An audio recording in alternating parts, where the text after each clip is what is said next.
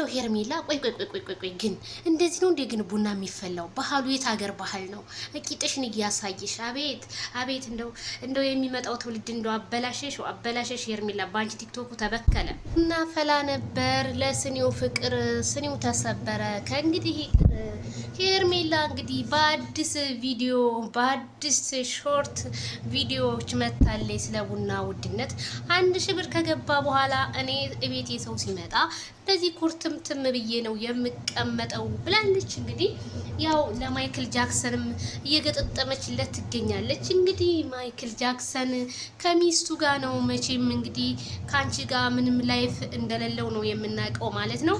ቤተሰብ እንግዲህ ሄርሜላ አስተያየት ስጧት። ምክንያቱም እንደዚህ ቡናሽን እያፈላሽ የራስሽን ኑሮ ብትኖሪ ነው የሚሻልሽ የሰውን ኑሮ ከማፍረስ።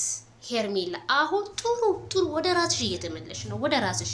ግን ታዲያ ቡናው የጎዘጎሽው ማይመጣል ብለሽ ነው አብርሃም እንደሆነ ያለው ሩታ ሀብቴ ጋር ነው እና ማል ይመጣብሽ ነው። ግን እንደዚህ ካለእሱ ወተሽ እንኳንም ወደ ቡና ማፍላቱ ደረጃ ደረሽ። አዎ